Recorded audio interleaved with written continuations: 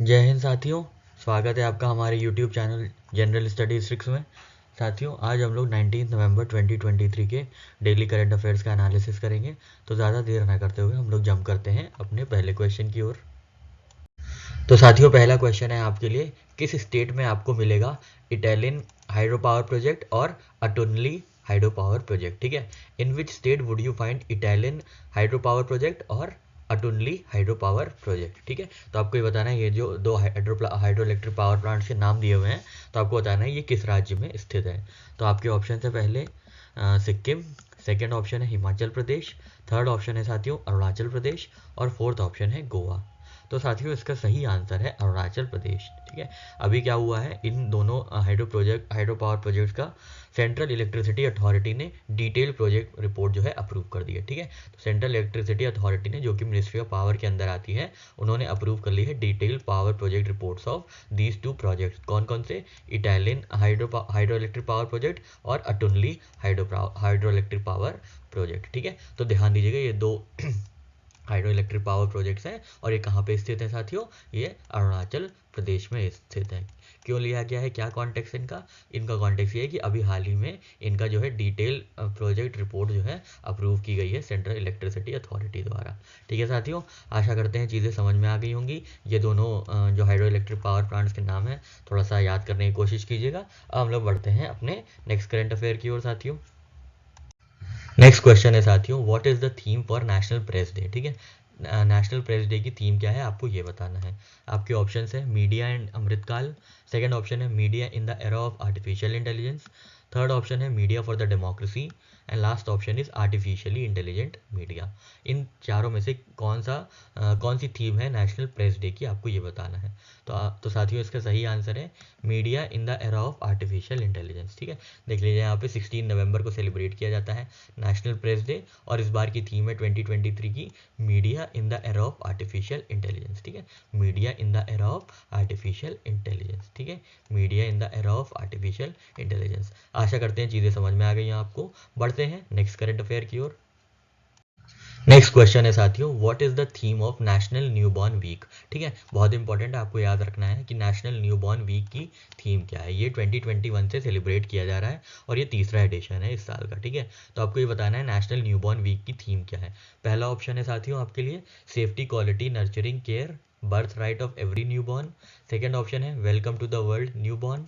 Third option है newborn in Amritkaal और fourth option है give them world, give them happiness, newborn are hopes. तो साथियों, इसका जो आंसर है वो पहला आंसर है। बहुत ही लंबी सी थीम है, तो याद रखिएगा safety, quality and nurturing care. ठीक है, safety, quality and nurturing care, birth right of every newborn, ये इसकी थीम है किसकी? नेशनल न्यूबॉर्न वीक की। ठीक है, नेशनल न्यूबॉर्न वीक की कब से कब तक सेलिब्रेट किया जाता है? 15 से 21 नवंबर तक ये सेलिब्रेट किया जाता है। ठीक है, और ये इसकी थीम क्या है? Safety, quality and nurturing care, birth right of every newborn. ठीक है, काफ़ी लंबी काफ़ी थीम है, तो आप ध्यान दीजिएगा जैसे ही आपको कोई लंबी सी थीम दिख जाए। वैसे देखिए, इसीलिए आपको कंफ्यूज करने के लिए यहाँ पे भी लंबी थीम दी गई थी, पर थोड़ा सा आपको ध्यान में रखना होगा कि सेफ्टी, क्वालिटी और नर्चरिंग केयर जो है इस थीम है किसकी? नेशनल न्यूबॉर्न वीक की। ठीक है साथियों, आशा करते हैं चीज़ें समझ में आ गई होंगी। बढ़ते हैं नेक्स्ट करंट अफेयर की ओर। नेक्स्ट क्वेश्चन है साथियों आपके सामने, विच of the following has one innovation award in 19th Asian power awards. ठीक है, तो आपको ये बताना है कि 19th एशियन पावर अवार्ड्स में किस एंटिटी को इनोवेशन अवार्ड से सम्मानित किया गया है। और आपके ऑप्शन हैं साथियों, पहला ऑप्शन है HPCL, सेकेंड ऑप्शन है Steel Authority of India Limited SAIL, third option है GAIL Gas Authority of India Limited और फोर्थ ऑप्शन है साथियों BPCL, Bharat Petroleum Corporation Limited. तो आपको ये बताना है कि एशियन पावर अवार्ड्स में जो इनोवेशन अवार्ड का सेगमेंट है वो किसको मिला है, आपको ये बताना है। तो साथियों, इसका सही आंसर है गेल। ठीक है, गेल को अभी ये अवार्ड मिला है। क्यों? क्योंकि अभी हम लोग ने थोड़ी 1-2 दिन पहले ही देखा था कि गेल ने क्या किया है, ship to ship LNG transfer किया था। ठीक है, ship to ship LNG transfer किया था, जिसके चलते इनोवेशन अवार्ड जो मिला है वो गेल को मिला है। किसने दिया है? एशियन पावर अवार्ड्स ने ये दिया है। और एक चीज़ और मिली है, इन्हीं को ही गेल को mid stream project of the year, ठीक है, for installation of first floating compressed natural gas station at Varanasi, ठीक है। तो जो अवार्ड्स मिले हैं वो दोनों गेल को ही मिले हैं, ठीक है, दोनों गेल को ही मिले हैं। किस किस चीज़ के लिए? एक तो mid stream project of the year, इसमें क्या हुआ, इसमें सीएनजी स्थापित की गई है, सीएनजी को इंस्टॉल किया गया है वाराणसी उत्तर प्रदेश में। और इनोवेशन अवार्ड किसके लिए मिला है? क्योंकि उन्होंने एलएनजी ट्रांसफ़र किया था शिप टू शिप का, ठीक है, ship to ship LNG transfer किया था। ये अभी हम लोग ने 1-2 दिन पहले करंट अफेयर्स में देखा था, जिसके चलते इनको मिला है अवार्ड, ठीक है साथियों। आशा करते हैं चीज़ें समझ में आ गई होंगी आपको। बढ़ते हैं अपने नेक्स्ट करंट अफेयर की ओर। नेक्स्ट क्वेश्चन है साथियों आपके लिए, इनमें से किस ऑर्गेनाइजेशन ने अनाउंस किया है कि वो सेट करेंगे या एस्टैब्लिश करेंगे नया कमीशन ऑन सोशल कनेक्शन, ठीक है। विच of the following has announced a new commission on social connection, ठीक है। तो कमीशन ऑन सोशल कनेक्शन किससे रिलेटेड है या किस ऑर्गेनाइजेशन ने सेटअप किया है, आपको ये बताना है। आपके ऑप्शन है साथियों, पहला ऑप्शन है World Health Organization, second option है UNDP United Nations Development Programme, third option है एशियन डेवलपमेंट बैंक और फोर्थ ऑप्शन है साथियों आईएमएफ इंटरनेशनल मॉनेटरी फंड। तो साथियों इसका सही आंसर है वर्ल्ड हेल्थ ऑर्गेनाइजेशन, ठीक है। वर्ल्ड हेल्थ ऑर्गेनाइजेशन ने क्या किया है, कमीशन ऑन सोशल कनेक्शन ने अनाउंस किया है, क्या किया है इन्होंने, वर्ल्ड हेल्थ ऑर्गेनाइजेशन ने अनाउंस किया है कि कमीशन ऑन सोशल कनेक्शन ये बनाएंगे, जिसमें क्या होगा 11 लीडिंग पॉलिसी मेकर्स होंगे, थॉट लीडर्स होंगे, एडवोकेट्स होंगे, ताकि क्या होगा जो लोनलीनेस आज की मॉडर्नाइजेशन में जो टेक लाइफ जो हो गई है लोगों की, इतनी ज़्यादा टेक्निकल ओवरलोड हो गया है, उसकी वजह से सीडेंट्री लाइफस्टाइल हो गई, उसकी वजह से सीरियस हेल्थ रिस्क आ गए हैं, जिसके चलते ये कमीशन और सोशल कनेक्शन पे बात करेगा, ताकि लोग अपनी उस दुनिया से निकले, थोड़ा कॉरपोरेट लाइफ से या जैसी भी लाइफ है उनकी, जो थोड़ी सी नेचर के बीच में आए, थोड़ा सा लोगों से मिले, सोशली कनेक्ट हो, इसके लिए सोशल कनेक्शन बनाया गया है, ठीक है। और इसके जो कमीशन को चेयर कौन करेगा, तो डॉक्टर विवेक मूर्ति हैं, सर्जन जनरल है यूनाइटेड स्टेट्स के, वो करेंगे। और चीदो मेम्बा जो यूथ एनवॉय हैं अफ्रीकन यूनियन कमीशन के, वो करेंगे, ठीक है। तो सोशल कनेक्शन का जो चेयरमैन होंगे, ये 2 चेयर्स होंगे, एक तो विवेक मूर्ति साहब और एक दूसरे चीडो पेम्बा साहब, ठीक है। और ये अफ्रीकन यूनियन कमीशन के हेड होंगे, ठीक है साथियों। आशा करते हैं चीज़ें समझ में आ गई होंगी। आप इतना याद रखिएगा बस, हेल्थ अच्छी कैसे होगी, जब सोशली कनेक्ट होंगे आप, ठीक है। तो सोशल कनेक्शन किसने सेट किया है, वर्ल्ड हेल्थ ऑर्गेनाइजेशन ने सेट किया है, ठीक है साथियों। आशा करते हैं आपको ये करंट अफेयर की ट्रिक समझ में आ गई होगी। बढ़ते हैं नेक्स्ट करंट अफेयर की ओर। नेक्स्ट क्वेश्चन है साथियों आपसे यूनिकॉर्न से रिलेटेड। तो अभी आपको पता होगा, आपने अगर करंट अफेयर पढ़ा होगा, आज का न्यूज़पेपर पढ़ा होगा, तो आपको पता होगा कि इनक्रेड होल्डिंग जो है ये सेकंड इंडियन स्टार्टअप बनी है जिसने यूनिकॉर्न स्टेटस अचीव किया है 2023 में, ठीक है। 2023 में यूनिकॉर्न स्टेटस अचीव करने वाली InCred holding second Indian startup बनी है। तो आपको ये बताना है पहला कौन सा स्टार्टअप है यूनिकॉर्न जिसने अचीव किया है, यूनिकॉर्न स्टेटस अचीव किया है 2023 में, ठीक है साथियों। वैसे तो बहुत स्टार्टअप है, अराउंड 110 यूनिकॉर्न स्टेटस वाले स्टार्टअप हो गए हैं, पर आपको बताना है 2023 में सबसे पहला जो यूनिकॉर्न का स्टेटस है वो किस स्टार्टअप ने अचीव किया था, आपको ये बताना है, ठीक है। सेकंड तो हम देख रहे हैं इनक्रेड ने किया है, आपको पहला बताना है, ठीक है। तो साथियों आपके ऑप्शंस हैं, पहला ऑप्शन है जैक पे, फर्स्ट ऑप्शन था जैक पे, सेकंड ऑप्शन है ओपन, थर्ड ऑप्शन है लाइन और फोर्थ ऑप्शन है साथियों जेप्टो। तो साथियों इसका सही आंसर है जेप्टो, ठीक है। जेप्टो ने क्या किया था, जेप्टो ने अगस्त 2023 में ही ये अचीव कर लिया था, यूनिकॉर्न का स्टेटस जो है अचीव कर लिया था। इसके बाद किसने किया है, इसके बाद इनक्रेड ने किया है, ठीक है। तो याद रखेंगे जेप्टो और इनक्रेड, ठीक है, जेप्टो और इनक्रेड याद रखेंगे, ये दोनों जो है हमारे 2023 के यूनिकॉर्न्स हो गए हैं, जो कि इंडियन स्टार्टअप्स हैं, जो कि यूनिकॉर्न स्टेटस जिनको मिल गया है, ठीक है साथियों। देखिएगा इनक्रेड और जेप्टो, ठीक है साथियों। चलिए बढ़ते हैं अपने नेक्स्ट करंट अफेयर की ओर। नेक्स्ट क्वेश्चन है साथियों, which of the following has been awarded with 2023 Olympic cup by international Olympic committee, ठीक है। तो ओलंपिक कप किसको मिला है, आपको ये बताना है। 2023 का ओलंपिक कप किसको दिया गया है इंटरनेशनल ओलंपिक कमेटी द्वारा। आपके ऑप्शन है साथियों, पहला ऑप्शन है taekwondo humanitarian foundation, second option है साथियों squash humanitarian foundation, third option है हॉकी ह्यूमैनिटेरियन फाउंडेशन और फोर्थ ऑप्शन है साथियों चेस ह्यूमैनिटेरियन फाउंडेशन। तो आपको ये बताना है कि इसमें से ओलंपिक कप किसको मिला है। तो ओलंपिक कप मिला है साथियों टाइकोंडो ह्यूमैनिटेरियन फाउंडेशन को, ठीक है।